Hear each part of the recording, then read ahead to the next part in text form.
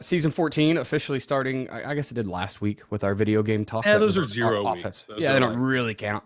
scratch. So week one here, and we're gonna do a little comparing and contrasting this week or this season, and talk about like we all the time teach offense or teach defense, and now we're going to teach using those against each other. So whether it's attacking a certain scheme or running a certain scheme or how to stop, in a couple weeks we're going to talk like how to stop gap scheme with 4-2-5. But tonight we're going to start off with just talking about three primary defenses that I see. I'm sure Joe's seeing these mainly, and that is going to be the 4-2-5, the 3-4, and the 5-2. Understanding that the 5-2 is just the 3-4 with the guys rolled down, but people call it the 5-2, so that's what we're going to reference it as. And I guess you could say their outside linebacker plays quite different. They're tucked in, like you said a minute ago, they're a yard on the line of scrimmage, a yard off the in man on line of scrimmage. So versus being out there at 5x5 or whatever. So we really want to kind of compare those. So tonight we're going to talk benefits of those three packages, and then we'll talk the weaknesses of them, and then just try to decide how you as a coach should pick which one you want to run, and we'll kind of go from there. So without further ado, part one here, question one: what are the benefits of each of the defensive fronts? So that's let's just start with what we sell the most of, the 4-2-5, and we'll work our way down. It's if you go to joedanielfootball.com or join.joedanielfootball.com, which is the sales page where you can sign up for a $1 trial access to JDFB coaching systems. If you go to that page, there's a description in each one of the defensive systems about why this would be the one for you. So if you want to review those, if you want to see what the 3-3 and the 4-3, the concept behind the the 3-3s in my head because I'm recording the videos for the new 3-3 system right now. Should be, I think we'll have it all up by the end of June. But the core system, the 4-2-5 is, and look, you can overcomplicate this thing to hell and back. This is the way that we do these defenses. And we've had a lot of success with our coaches in JDFB. The 4-2-5 is for the guys who want simple. It's the coach simple, play fast, win defense, right? It is we're going to line up. We're going to be fairly simple. You could do a million things off of it, and you can go multiple front and everything else. But, a lot of our coaches coming in, all they need to do is do something simple. And so for the coach who, above all else, wants execution, and I'll pull my screen up there for YouTube's, a coach who wants execution, who wants it to be done right, who is good with lining up and saying, look, we're going to play better than you. You're not looking for a lot of tricks and things of that nature. The 4-2-5, above all else, and again, you can dress it up and you can make it anything you want, but in the base concepts that we teach, the 4-2-5 is the simple version. You don't have to call line slants. You don't have to call alignments. You line up in your over or your G or your indie front and you go. In that simplicity, there is a lot if you're a new coordinator or what else, but I think that we still have to remember we're working with kids that generally get to play 2 years, right? You're usually not playing a freshman unless he's just an absolute stud or your program has been down for a while and that's just the best guy you got. But if you're truly going with that best 11 on the field, that is your 2 years of guys playing, I don't know that you would want to waste a whole bunch of that time teaching a bunch of other stuff. Like that simplicity to me just speaks volumes on the more you can quote unquote dumb it down, the better. I mean, you were talking numbers and names and all this on calling offensive plays earlier, right? Like it's kind of the same thing. Just make something so simple that you can't screw it up, and that's what the 4-2-5 is to me. Yes, there's coaches out there doing a lot more crazy stuff with their defensive scheme. Yeah. And some of them are going to win state championships and be like, you got to be complex to win state championships. But I think, it depends on where your program is. It depends on where you are as a coordinator or a coach. you have to be very aware of your situation and other people's situations. And most of our coaches are in small to medium sized schools. Right. It's just look, here's a fact of life. I charge the same amount of money to a small school as I charge to a big school. There's a lot more small schools, right? there's a lot more schools in the middle of nowhere with 300, and so I tend to work a lot more with small school coaches, and there's a lot more of us out there. Not to say that it doesn't work at a big school, but in a school with 2,400 students, and I've been in those schools, it's a lot more likely that a lot of your kids are year-round football players. Right. Because at the end of the day, basketball still only takes, 12 or whatever.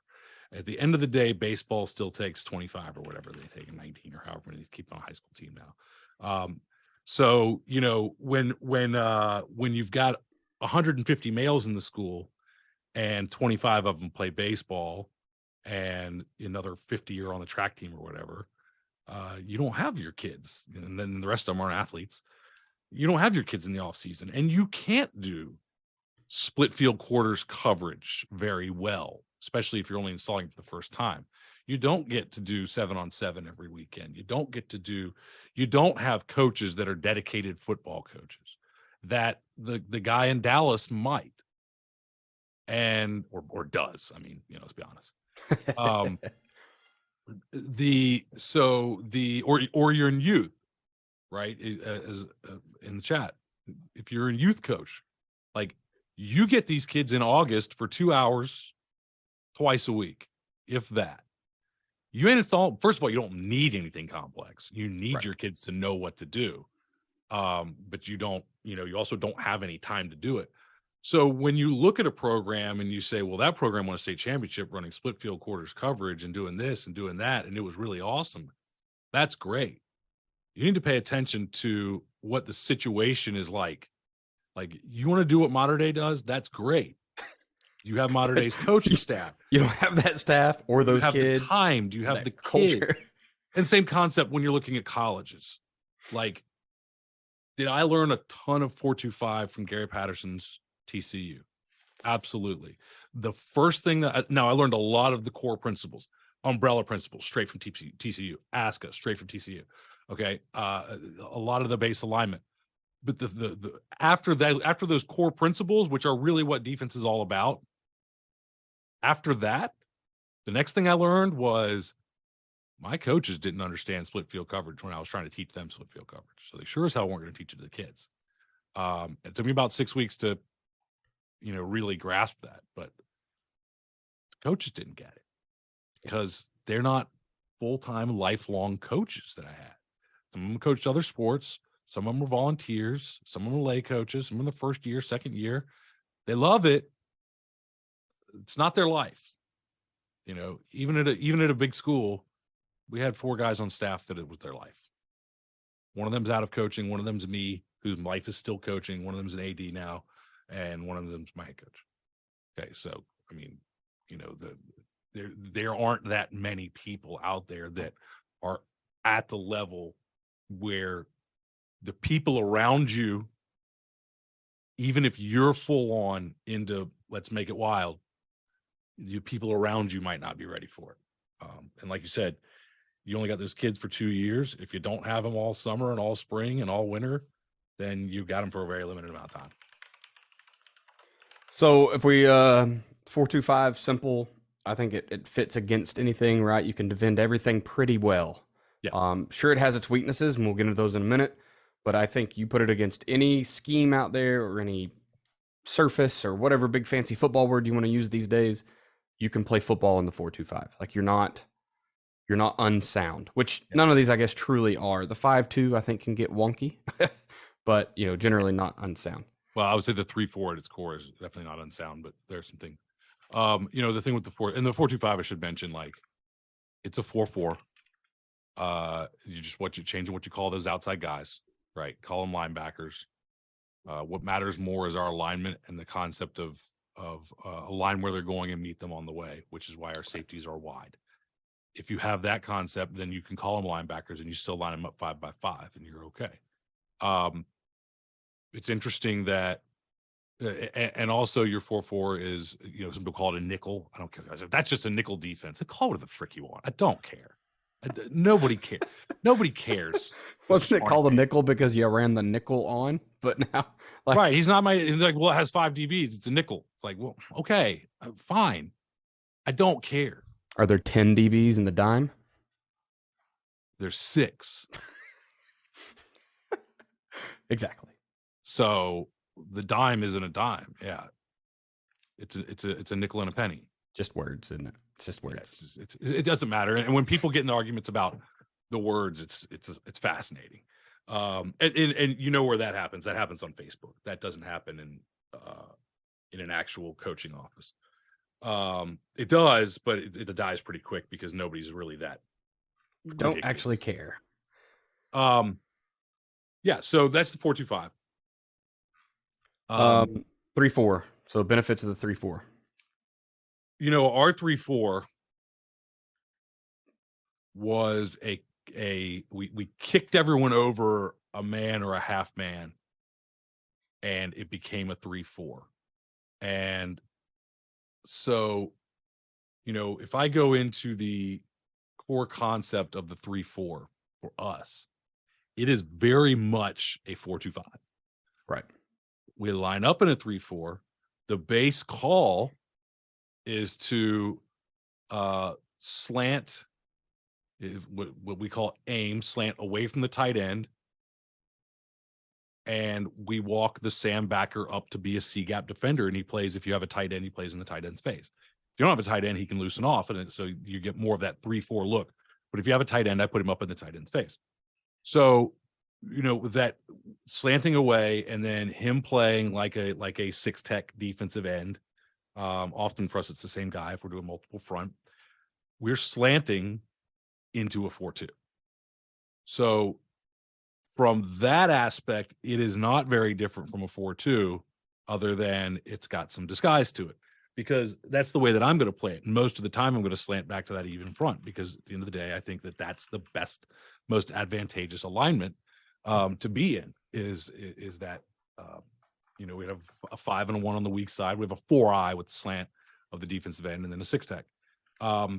And then I could kick those guys down and shade them and tell them to play the same way. One of the keys is the way that we teach our defensive linemen to key read, is that whether you're slanting or you're playing from a shade, if you're slanting to a shade, and then your key read is the same. But the 3-4 has infinite levels of flexibility and versatility that you do not have with the 4-2. Obviously, you can do it in the 4-2, and it's called just lining up in what we call stud front, 3-4 front. Right. But if you want to base out of the 3-4, it's because you want a lot of flexibility.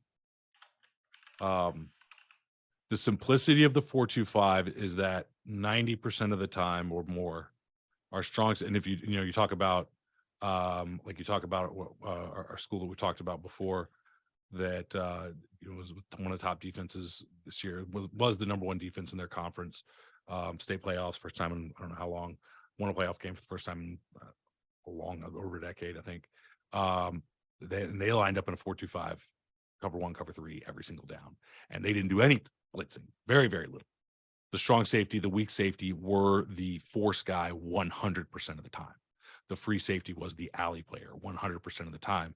The 4 down linemen and the 2 linebackers were spill players 100% of the time, and the corners were staying coverage.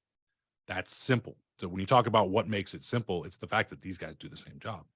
Well, when you go to the 3-4, I talked about the way that we play the base, but then we're not going to always line up in that. We're going to go in Toro. We're going to slant to the tight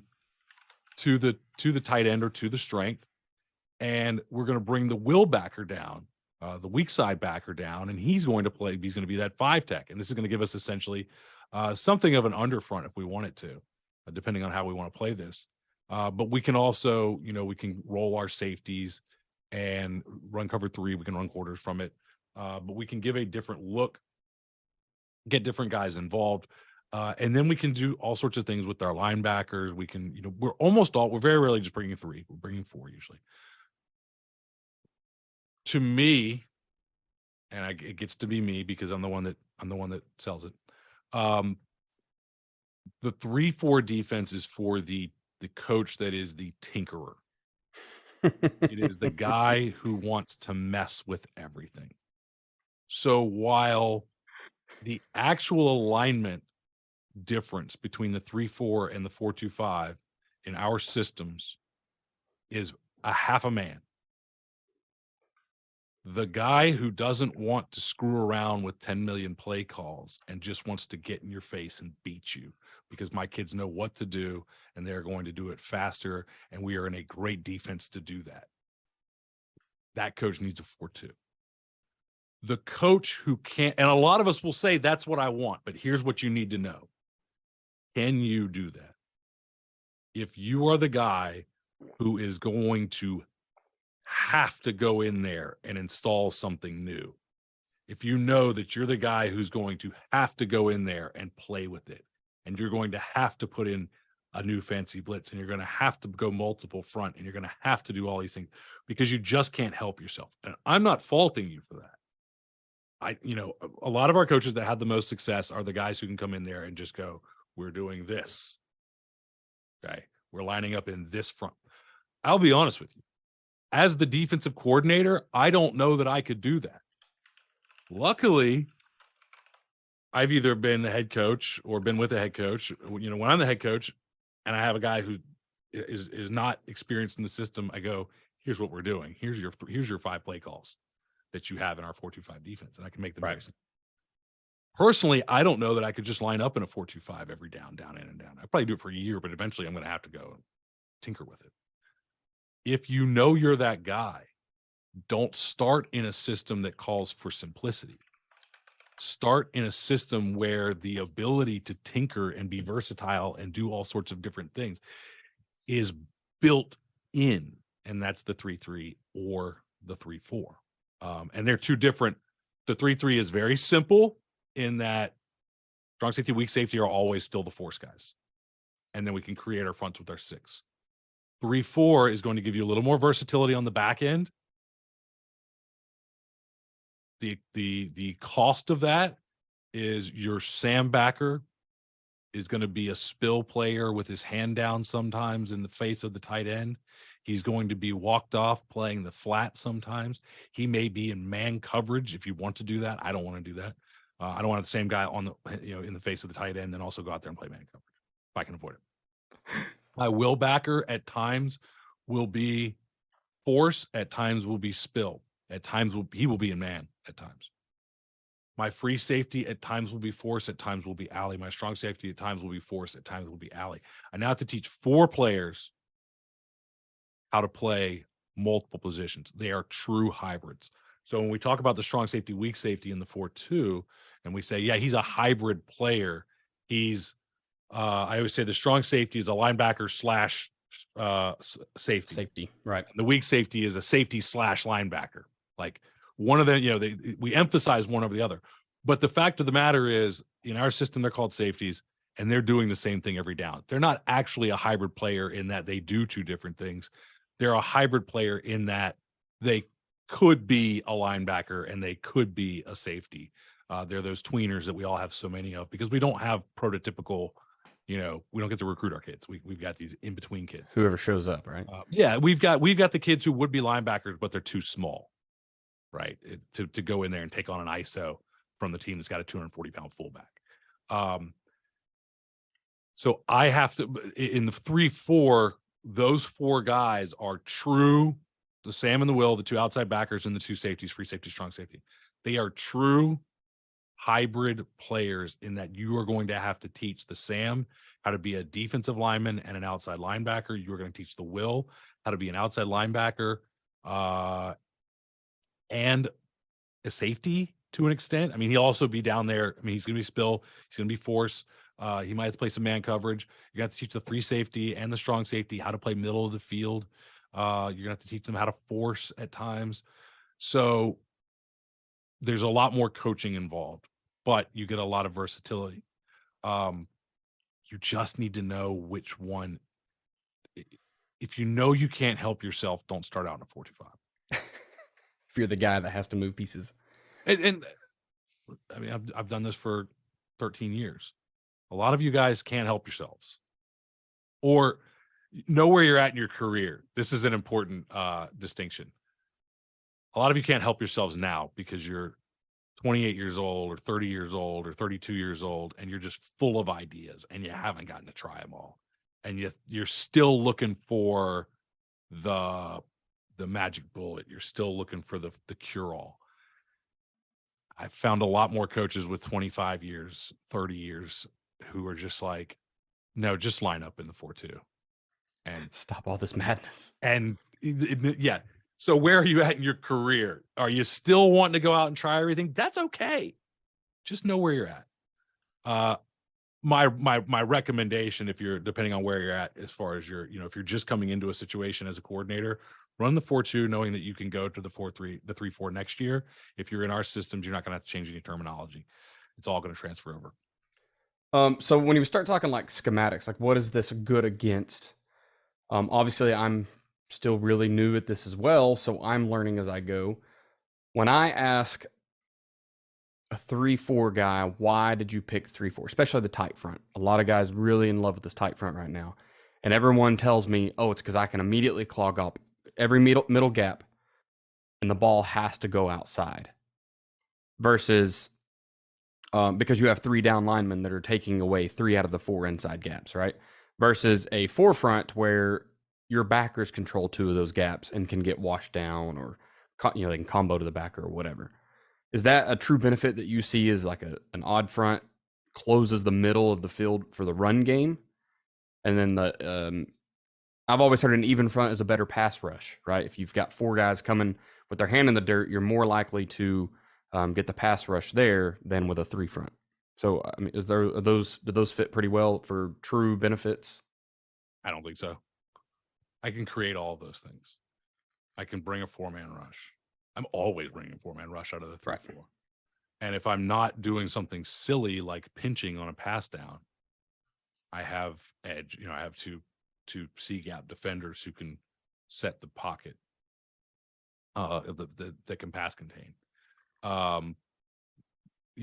To whereas if it's a rundown and I want to clog up the middle gaps, I can run a pinch stunt out of my 3-4 and clog up all the middle gaps. I've used that as a goal line defense at times. Right. We line up in a bear front. We line up in a tight front. That front's fine. To me, that's still a 3-4. Is the 4-2 a better?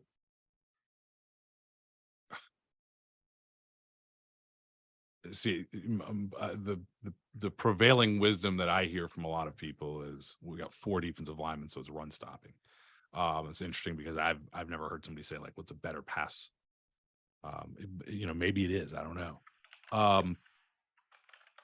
One part of it is those 4 guys, again, what are those 4 guys doing? They're doing the same thing every down.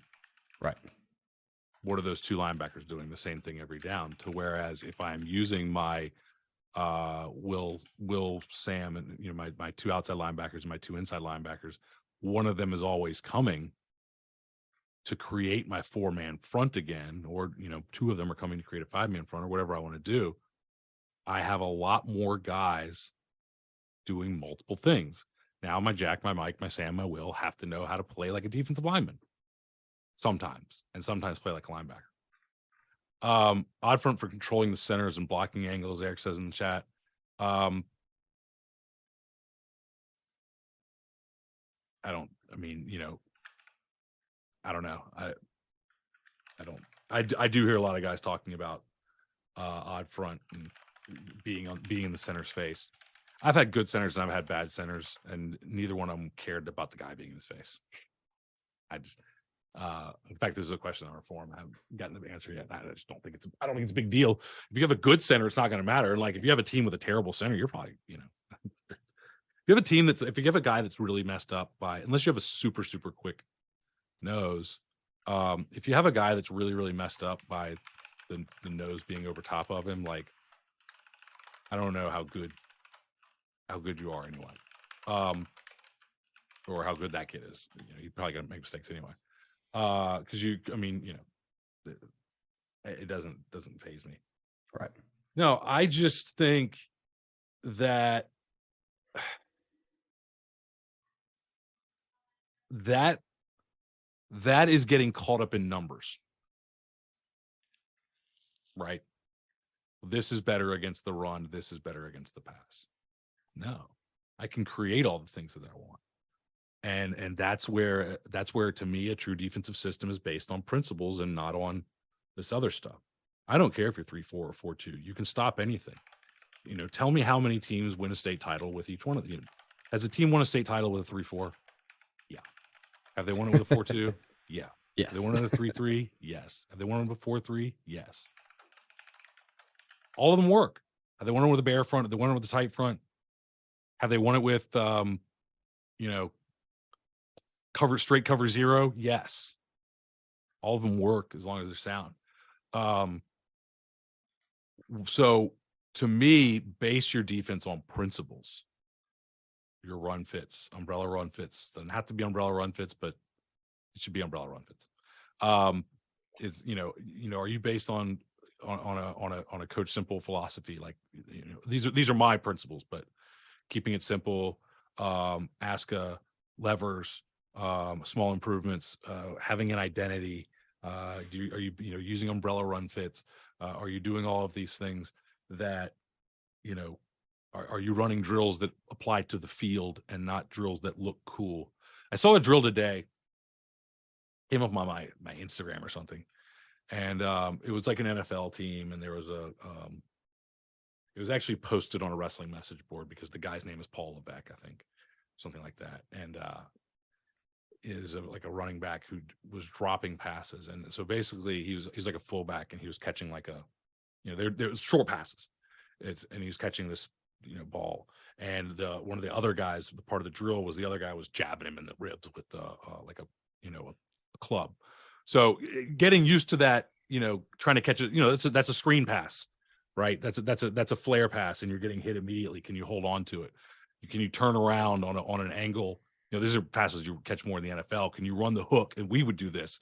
Can you run the hook route, turn around, catch the football, get hit by the linebacker who dropped off behind you and hang on to the football? That's a legitimate drill. And really what it is I want our backs catching as many balls as possible. And this is just a tweak on how to catch the football. It applies to the game. But I could see people looking at that and going, well, that's stupid. Like, but that drill applies to the game. That drill applies, and it applies to the game. And it's not so minuscule that it was a twist on the fact that I want my running backs catching as many footballs as possible. And the fact that all of their indie time is spent on exchanges, all of their pass, half of their 7-on-7 time is spent with the offensive line working on pass pro. So whenever they catch, for me, when they catch footballs, they need to catch footballs pre-practice. They need to catch balls post-practice. If you want to get a football in the game, you better be doing all that. But those drills have to translate to the game. You have to do things that actually go into the game. See lots of NFL and college film and lots of high school coaches doing it who are doing things in drills because they have time to kill and an idea.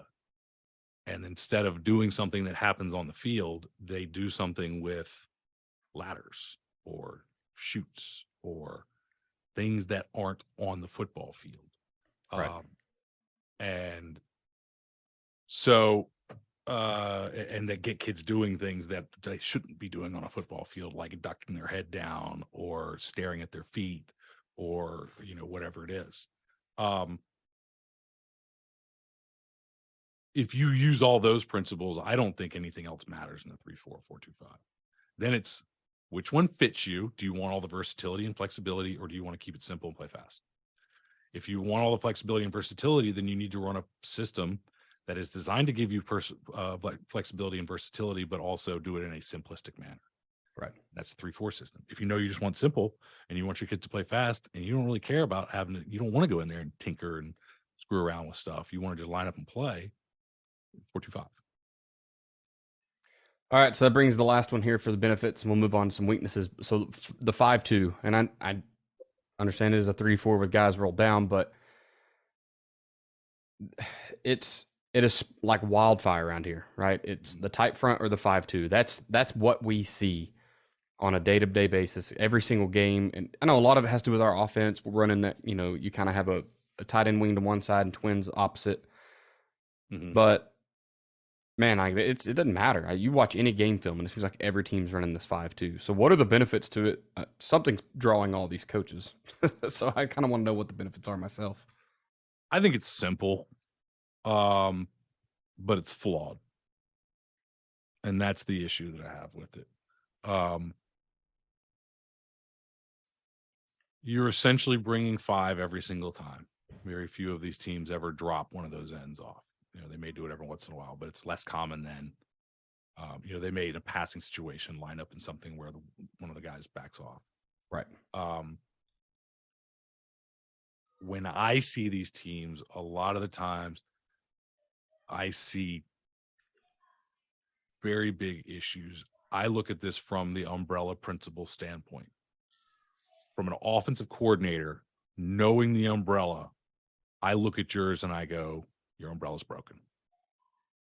Your umbrella is broken because unless you are doing this if you're doing this as a quarters coverage, which is what we have up right now, and you're forcing with the safeties, you're essentially running some sort of inverted cover 2, which you can do.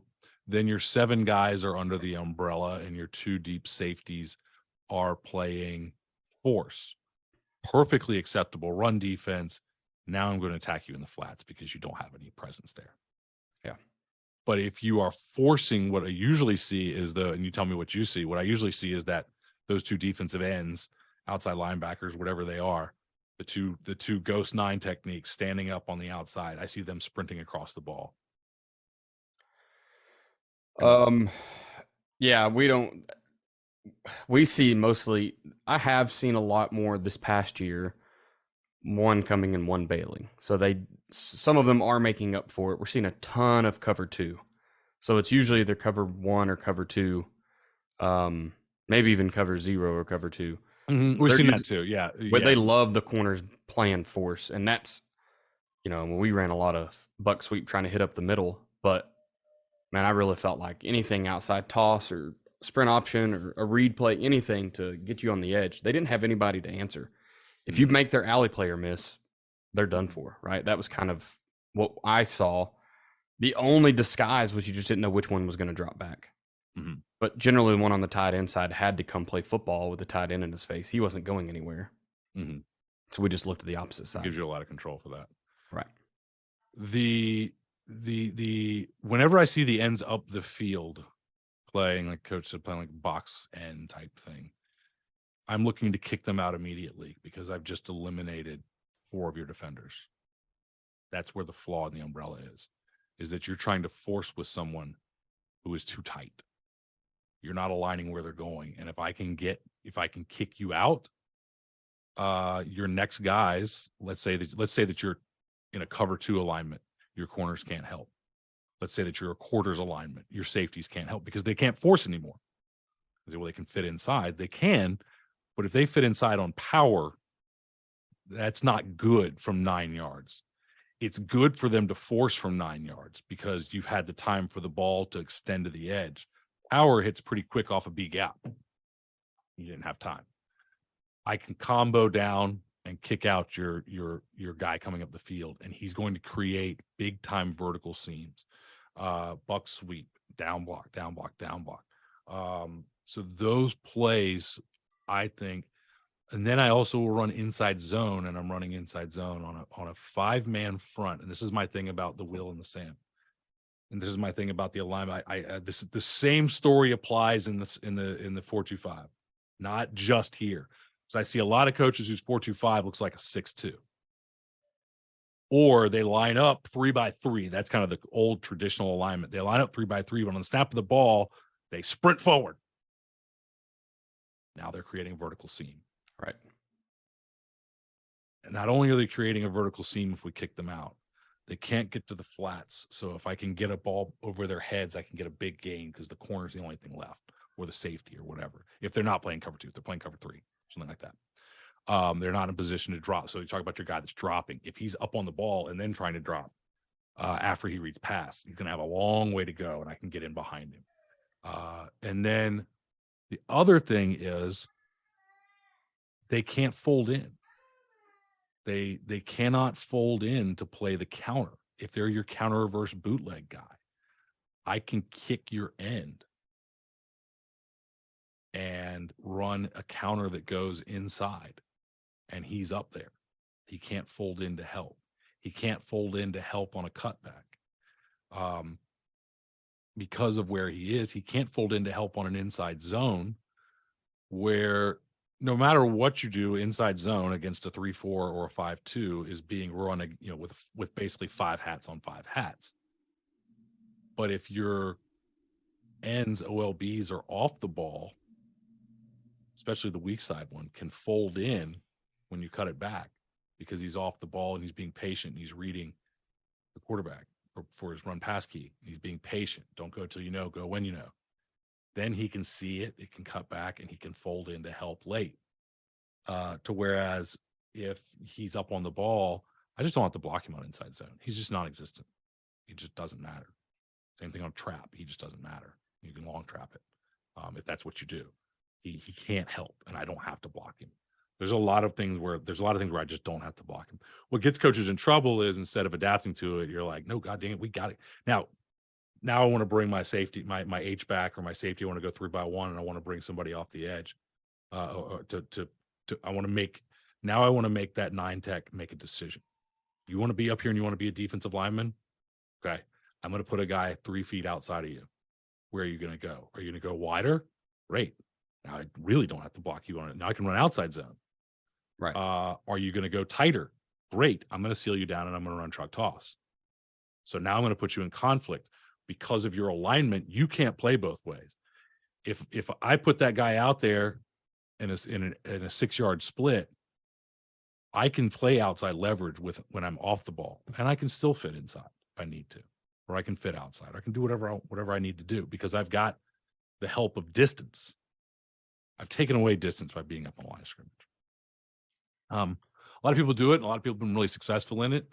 I just think that it's really easy, and to an extent maybe lazy, and has a lot of flaws and a lot of issues. I'm not going to sit here and tell you that I can go up against your team.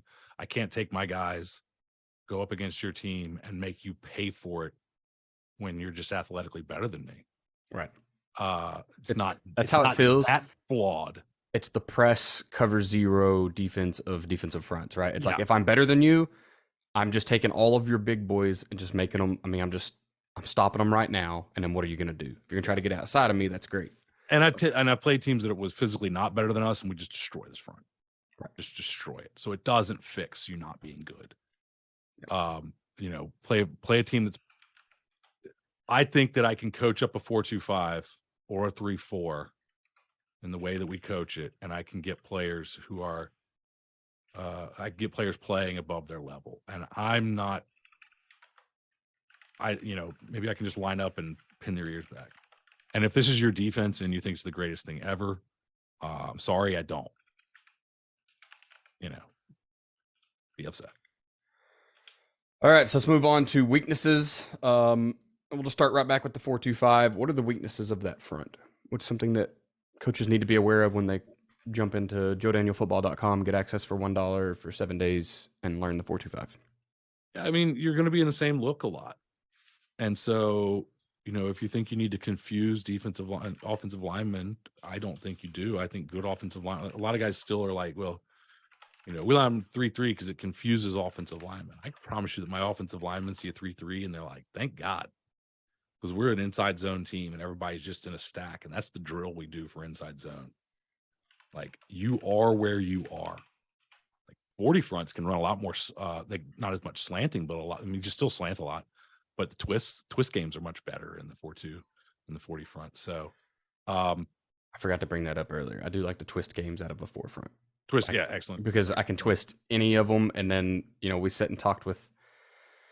I think we had somebody on here, didn't we, that talked about like moving 3 linemen at a time and a linebacker looping behind. I mean, Ricky, yeah, that was yeah, it Exo was. too. Yeah, we did. Yes, exactly. And man, you talk about now you're all kind of stunts in games, which I think a lot of people just want to see with the 3 front, right? That's where you get all your crazy stunts from. But Yeah.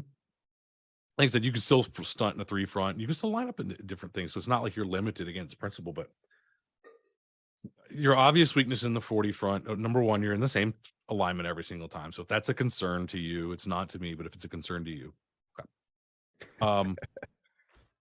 It's weak side B gap ISO. That's the bubble. You can move the strong side bubble by moving the tackle in and out, but you can move. It's really hard to shift your into 3 tech. Now I can echo the end and do different things, slant the end, cut the end into B gap and close that off. I can blitz the backer.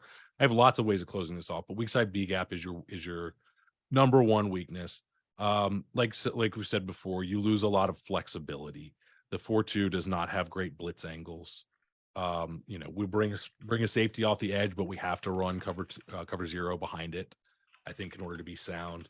We can bring a bullets, bring a 1 backer blitz, and but you bring a 2 backer blitz, you bring both A gaps, and you probably got a hole in the middle.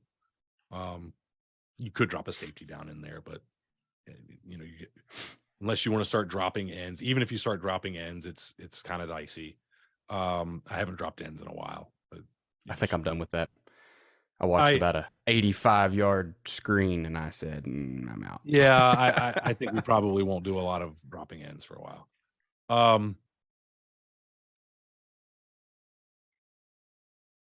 Other than that, I mean, it's a very versatile, flexible defense. Your weak side B gap, the fact that you're going to be in one look, and the fact that you're going to be, or mostly in one look. I said you can slant and twist and do all that stuff. You don't have to sit in one look. There's been years where I'm running 50-60% of the time running some sort of stunts and stuff. Absolutely. We use the kind of the heads front, and we just line up in 2s. Like, that's one of my favorite fronts because of the either anticipation of where are they going, or actually getting some crazy stunts and stuff lined up. Yeah. I feel like the kids just, when there's 4 of them with their hand in the dirt, I just felt like they felt better as a unit. We aren't going to get moved, kind of a thing, So, and it kind of goes to the offensive, because you mentioned that. It goes to the what we talk about with offense is, like, I don't know, in our pistol power offense system, I don't know. I've had years where inside zone was just our worst play call. I've had years, and the last couple of years has been our best play call. I've had years where truck toss was just non-existent. In fact, the best place that we ran this offense, and we ran inside zone, we ran outside zone to death, we ran power, we ran counter. We weren't good at truck toss. Right. And now, we're much better at truck toss now. Not good at outside zone. It's just like we got to figure out what our kids like. I think as you evolve, and you can kind of see in your 4-2-5, one year you might have a group that just plays base, and they play the hell out of base. And when you start doing other stuff, smoke comes out their ears and it doesn't work well. And then other years, we're slanting and moving those guys. They love it, and it works great for them. I've had years where, we call those slants Toro and aim. Toro is to the strength, aim is away from the strength. I've had years where my defensive tackles weren't dumb guys, but could pick up on that stuff, but could not pick up on that stuff at all. And other years where they might not have been the most football intelligent guys in the world, and they picked up on Toro and aim immediately. And it was like, the year before, I'm like, how can you guys not get this? Like, how is this hard? And the next year, when guys who haven't played very much football pick up on it immediately, I'm like, okay, I feel vindicated. Like, in fact, it is not hard. But for some reason, there was like a mental block with this one group. And so and if they can't pick up which way to go, the issue is them picking up on to and from the strength and all that stuff. Then you can't call it, because you're gonna have guys going the wrong direction and all that kind of stuff. Right. But if they get it, you can slant, you can move, and you can do all that stuff. So it's like you've kind of got to see what you've got. And if you want it, you can be a slanting 4-2. And I recommend that if you don't have a big 3 tech, move those guys until you get one. Big by big, I mean, a kid that's, a good can control, a kid that matches the 1 man cannot block me, 2 men cannot move me, concept. Yeah, base it on it, but again, it's all built on your system and built on your principles, and it's fine. What about the 3-4? What are the weaknesses of the 3-4 defense? Again, the complexity, and not that it's a complex defense, but you have to look at this from the standpoint of the kids. I now have 4 positions that have to learn to play 2 different things. How many do I have in the 4-2-5? 0. How many kids have to learn to play force? I have 1 kid who has to learn how to either be a defensive lineman or a force outside linebacker. I have 1 kid who has to learn how to be a force outside linebacker or a safety. I have another kid who has to learn how to be 2 kids who have to learn how to be a force outside linebacker or a safety. And if I'm going to do split field coverage, they may have to learn how to be a safety from 9 yards off. If I'm going to do man coverage, cover 1, they may have to learn how to be do it from 7 by 3 or whatever, and they may have to learn how to be an alley safety as well. So they have to learn how to play alley. They have to learn how to play force. I have guys that have to learn how to play. I have 2 guys that have to learn how to spill or force, and 2 guys who have to learn force or alley. Right. And do it from different alignments. That in and of itself is going to put a lot of stress on your coaching staff, because now you have to figure out how to divide these guys up. Does my Sam backer, does he go down with the defensive lineman, or do I have somebody who coaches the Sam and teaches him how to be a defensive lineman?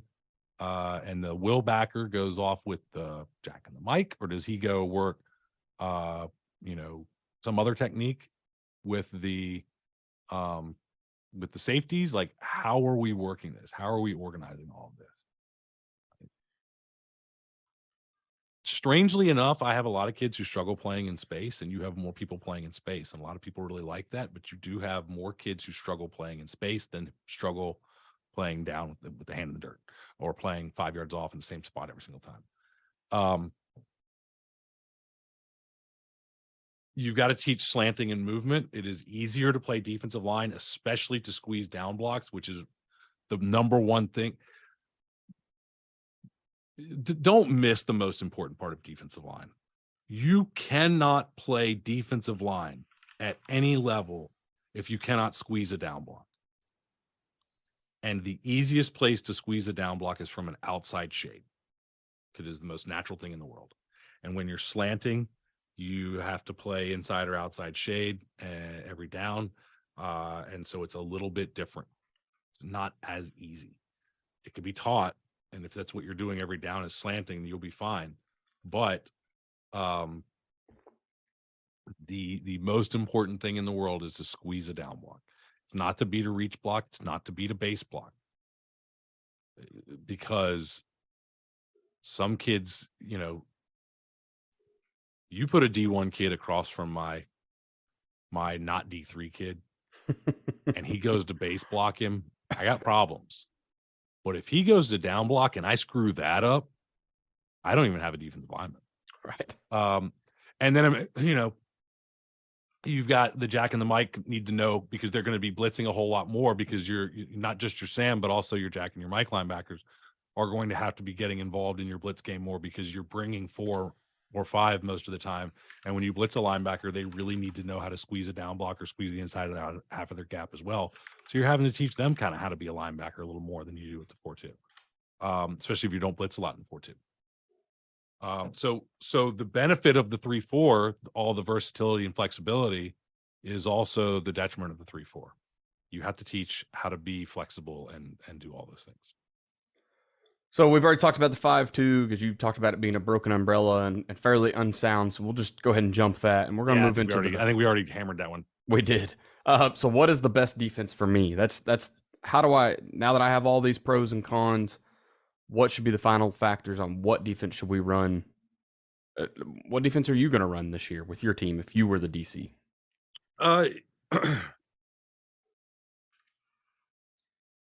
I'm in the beneficial spot if I can run anything. So I can get what is the head coach like? What fits our kids? And I believe in all of these because, again, my defense is based on a system of principles and not numbers. If you're just coming in, maybe you're just coming into JDFB Premium Coaching Systems, maybe you're just learning about all these things, maybe you got your first coordinator job, maybe you're taking over a youth team because your kid's on it and they needed a coach. If that's the case, run the 4-2. I'll just go ahead. Let me cut all this. If you're a dad who just got a coordinator job with 10-year-olds, 12, 11-year-olds, 8-year-olds, run the 4-2.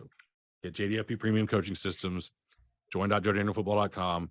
You run the 4-2 and you run the most basic version of the 4-2 that there is. I will set that up for you and share it with you, and you will get to go and run with it. But let's say your high school, varsity, all that kind of stuff. You need to look at who you are, because what matters above all else, people talk about, well, it needs to fit your kids. You need to believe in it. And I can tell you that my defense is based on principles, and they're principles that I have used for years. I believe in all of these because I know those principles. They are embedded in my brain and in my soul, and I teach them to hundreds and hundreds of coaches and thousands of coaches. And so I believe in them. I don't have a problem with that. I can run any of these systems, and I believe in it wholeheartedly. And then I have to talk my coach out of the 4-3 because we don't have the coaches for it. We don't have the players for it first. We have some good players. We don't have the depth. Like, if we lose one of we've got 11. If we lose one, we're like, crap. Now we got to figure it out. If you know that you want the flexibility, if you know you can't help yourself, to me, year one, I would go base 4-2 most of the time. And if it wasn't base 4-2, I would go base 3-3. 4-2 is if you want to be very, very simple and you want your kids to play fast, and you know that you don't have a lot of experienced coaches on staff. You've got young players without a lot of football knowledge. This is going to be super simple for you, and you're going to get it in there and you're going to get to go. 3-3 is the next step. The 3-3 has most of the simplicity of the 4-2. Again, nobody has to learn multiple positions except for the backers. When you're blitzing all those backers, they have to learn how to play like defensive linemen because you're bringing one of them at some point all the time. A blitzing backer needs to play like a defensive lineman because if he just goes blitzing through the gap, he gets kicked out on traps. If he doesn't squeeze and all this kind of stuff. If he comes in with his shoulder square, running, standing straight up, he gets picked up. He gets blocked by everybody. It's not hard to block a linebacker that way. He'll never get there on a pass. So he has to learn how to blitz pass. He has to learn how to blitz run. So the 3-3 is the next step. Simple, but it gives you a lot more control because you can create your fronts. So, that's if you like to change fronts. If you were a coordinator the last couple of years and you know that you were a flavor of the week guy, you kept changing it, and you like to look at whatever worked the week before against the team that you're playing, and then you went and installed that front. Stop doing that crap. Run a 3-3 and blitz your way into the fronts that they're running. Then the next level is having a lot more control, being the tinkerer, being able to better blitz angles, better, all sorts, but having more complexity, the 3-4. You are going to have to be organized because you're going to have to get your outside linebackers coaches, your safeties coaches, and your defensive line coach with that Sam Backer on the same page. Because these guys and the inside linebackers to an extent, you are coaching true hybrid players. You are coaching true hybrid players, and you are coaching true hybrid coaching staff. Guys are not just going to go to their group every day. You could say, well, hey, are Will and Sam, it's like some guys are like, well, I have an outside linebackers coach, so they don't have to do that. So is the Will going to work Sam drills too? Because now that's a third thing for him. He's busy. Right? So he's doing will drill. He's doing weak side OLB drills. He's doing strong side OLB drills where he's working on being in the face of the tight end. Then he's doing, man, they're both working man coverage stuff and whatever all they're doing. That's cool, but they got a lot of things that they're working on. That works for the safeties. That works for the inside backers. That works for the D linemen. Those OLBs, you got to have some flexibility to be ready to, I got to send you down here today and send you up here. I like to do it in 7-on-7. because it's that Sam can go work that, especially if you got an OLB's coach. I could put that Will out there playing, cover 3 flat dropper, which he's going to do a lot of the time, and I could take the Sam over there and put him in the face of a tight end and work drills for that. And then the final step is the most versatile, maybe not the most versatile, but the 4-3 is the most complex, and it requires the best athletes. You got to have the dudes to play too high, and the 4-3 doesn't make sense. The 3-3, the 3-4, and the 4-2-5, I can play split field quarters, I can play cover 3, I can play cover 1. Not all in the same season, but all of them work out of those fronts. Sure, you can. That's how you do this, right? No, don't do you that. You take a different defense into every game, so they don't know what you're doing. Yeah, don't do that crap either. But all of them work, with any of those 3 as your base coverage, and any of cover 1 or cover 3 as your secondary coverage. Cover quarters should never be your secondary coverage.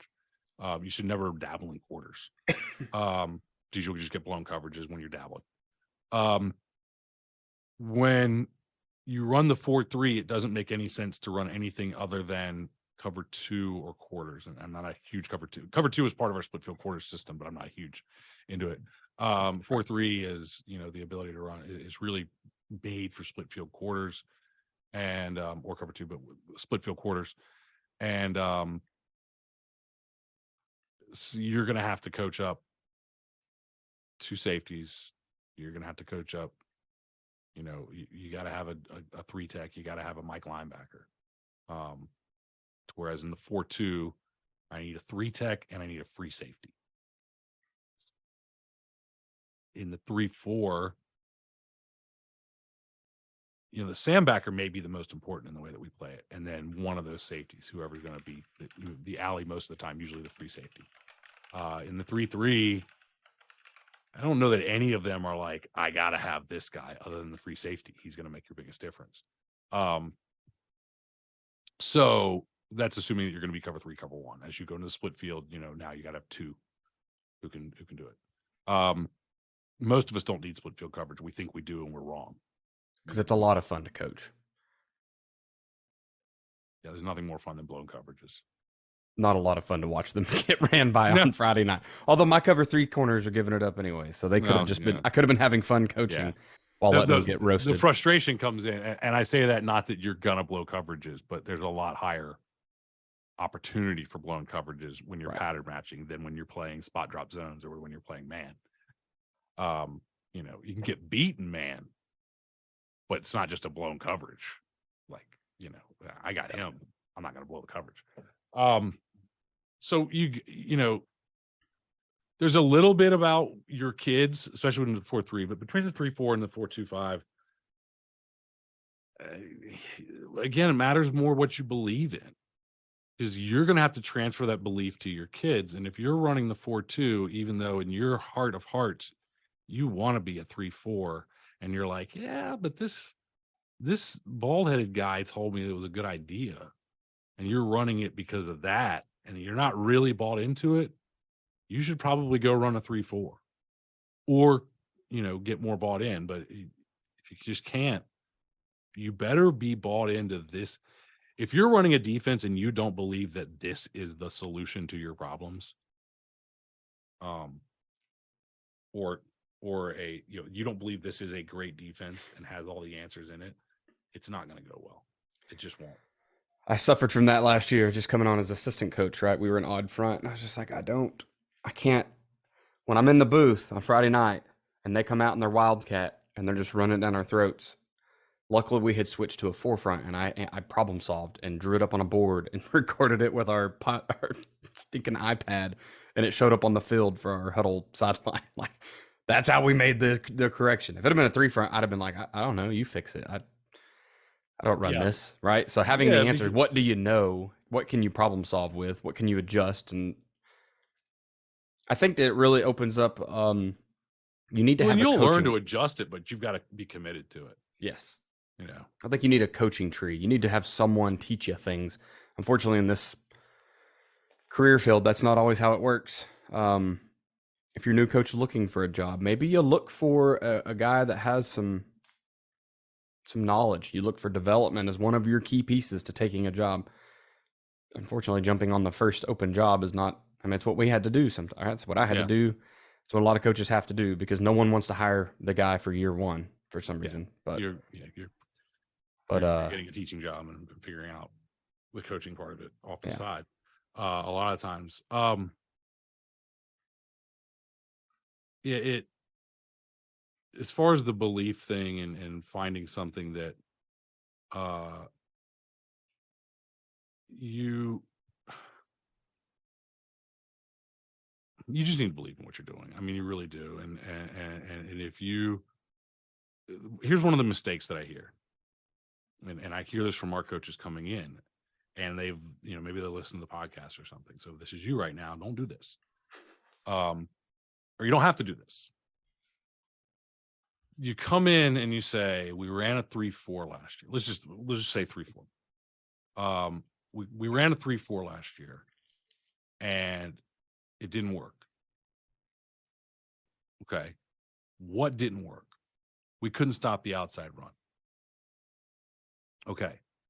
There's nothing inherent to the 3-4 that makes it unable to stop the outside run, except for the complexity of having to teach a guy to be force and also be this and be that. There's nothing in the 3-4 that says that. So you could, and then we dive deeper and we say, tell me about your 3-4. And all of a sudden you find out that their 3-4 was a mess and not systematized at all. And that was the problem. Or their alignments were too tight. All these things that we teach I could fix your 3-4. And if you truly believe in the if you say, I'm a 3-4 guy, but we don't have 3-4 kids. Well, you don't have 4-2 kids either then. Right. Because, they're not that different. So if that's the case, I can help you fix your 3-4 and have you run something that you truly believe in. It's like, you can go buy a brand new truck, but you've got this truck that you've had since you were a kid, and it was your grandpa's truck, and it has a tremendous amount of sentimental value, and you don't want to get rid of that truck. We can fix that truck up, we can paint it, and we can make it beautiful, and we make it run like new again. And you're going to be a lot happier with that than with your brand new $60,000 truck. Price on pickups is ridiculous. It's insane. I took Brittany to look at bass boats the other day. Not buying a bass boat, but I was like, we're here. Let's go look. I just want to see your house. I just want to take you on a spin. And before we got to the bass boats, we went through the pontoons, and she's like, 80,000 for a pontoon. And I was like, it's a floating house. Like, it's not insane. It's sitting next to one that looks just like it for 25. And I'm like, that is not helping you sell the $80,000 one. But then we roll around, and the first bass boat is 25, and she's like, why is it so much? And I'm like, oh, we're just getting started. It's got sparkly paint, don't you know? Yeah, she did. She said that. She's like, I like the one with the red sparkly paint. And I was like, I think they all have red sparkly paint, but that's worth it. So let's go check that one out. It's like 60. And she's like, oh my God. The next one's 70, 80. And I'm like, okay, you ready? So anyway, that's where that's a bad reason to change. But there are cases where that 3-4 performed so badly. And going back to you were running a 3-4, it may not be I'm just using it as an example. The defense you ran last year performed so badly that you as a coach have lost all faith in that and cannot get it back. That is the time that switching to another alternative. And often that is the time where, okay, you need to learn something new. You need a foundation. That's where I'd say 4-2 is the best thing for you, because you're kind of shattered anyway, right? You had your dream defense and it didn't work. And now you're like, I just don't even know anymore. You're wandering around at night out in the graveyard and you're talking to yourself, and you can't trust anything in football anymore. Just you're completely shattered. Let me help you install a 4-2 and get you a baseline and get you. This is real life. This happens. I'm so distraught. I'm gonna go walk around this graveyard. Yeah. Well, I mean, where do you walk around at night? Yeah, not the graveyard. I don't know. I guess the graveyard's fine. Sure. It's the only place you can walk around at, because I feel like if you're just wandering the streets, people are going to assume you're like some sort of drunkard, right? But if you go to the graveyard, like nobody else is there, so you don't get you don't get the same judgment. I suppose so. That makes sense. Yeah, just don't think about it. Well, sir, if you want to pay the bills, we will slowly start closing this thing out. We said it was going to be a short one, and we lied. I don't know how you haven't figured this out yet. They're never short. You said it this time. I just knew. Oh, I didn't think I said it. I should be easy. Easy doesn't mean short. Oh, Check out JDFB Foundation. So you want to learn about these things. You want to learn about ASCO. You want to learn about those principles that I talked about. You get the 9 core principles. If you want to learn about how they apply to the 4-2-5 defense, it's in there. If you want to see the 4-3, the 33 stack, the 4-2-5, you want to see how to adjust those defense, how to base personnel, fronts, base personnel as adjustments for those defenses. They are in there, and it costs nothing. So you can go to join.joedanielfootball.com, not join.joedaniel, but then you can sign up there too. But you can go to joedanielfootball.com/foundations to get access, and you can sign up there. It's also on our homepage at joedanielfootball.com. You can just put your email address in. We're going to send you a login. You're going to log in. You're going to watch those web clinics. You're going to get to watch those videos. You're going to get to watch. There's some podcasts that I picked out that I think are really good for kind of getting a good footing in coaching. It's kind of what we talk about with the 4-2-5. It's a great place to get your feet on the ground and kind of reestablish your foundation. That's the concept behind it as a coach. So if you've gotten off the rails or if you're new, this is going to kind of help you get your footing.